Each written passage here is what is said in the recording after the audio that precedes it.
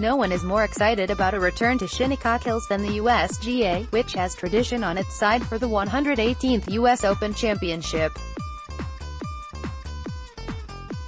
Julie Jacobson, the Associated Press suches the stature of century-old Shinnecock Hills that it seems everyone can't wait for the US Open. Shinnecock looks epic, Knox said after he qualified.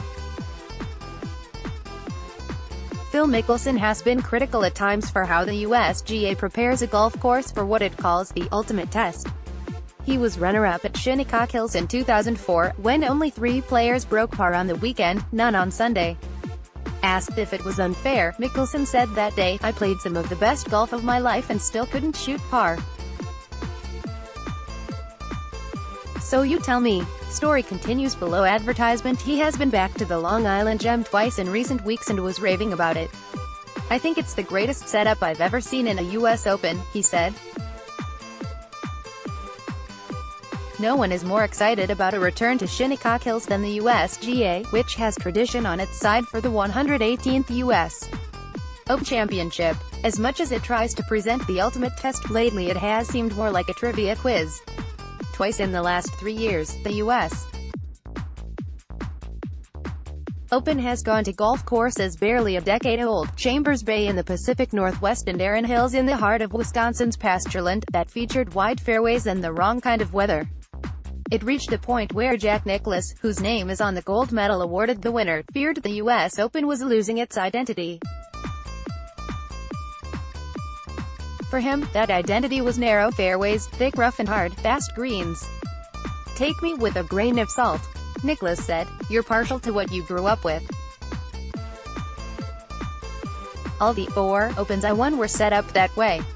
Shinnecock should at least look like a traditional US Open, even if it will be different from the last time it was there in 2004.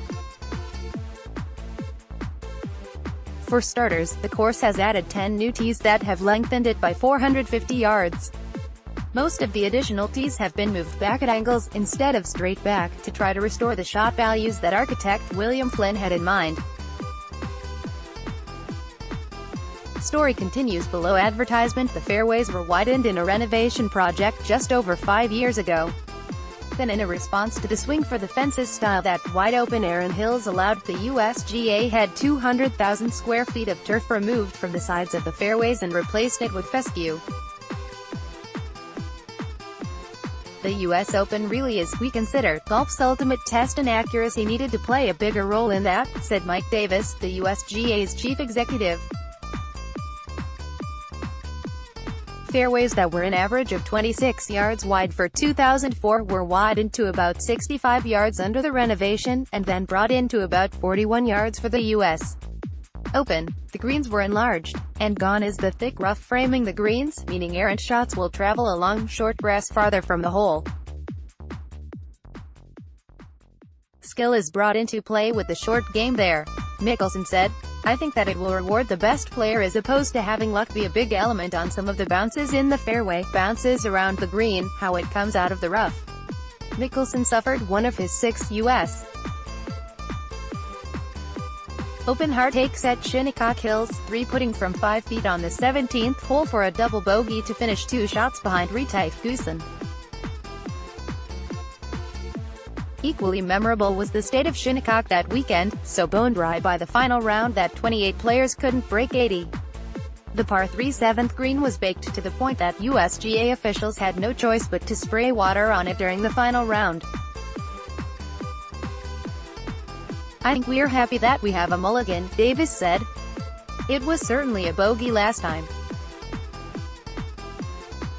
But it's great to be back to one of the greatest courses on the planet Earth, and if you can't tell, we are incredibly excited to be back. It is a national treasure." Story continues below. Advertisement. There was as much dirt as grass on some of the greens at Chambers Bay. Dustin Johnson won at Oakmont without knowing the score over the last 7 holes because the USGA was slow to react to a potential penalty. Brooks Koepka tied the U.S. scoring record to par at 16 under last year at Erin Hills, where a record 7 players finished 10 under or better. The trick now is not to mess this one up. Shinnecock Hills, with its open, link-style look and fairways framed by native grass, will certainly help. Starting with the course, this is shaping up as quite a show. Tiger Woods returns to the U.S. Open after a 2-year break to deal with his ailing back, and he looks good enough to win, even though he hasn't during his return.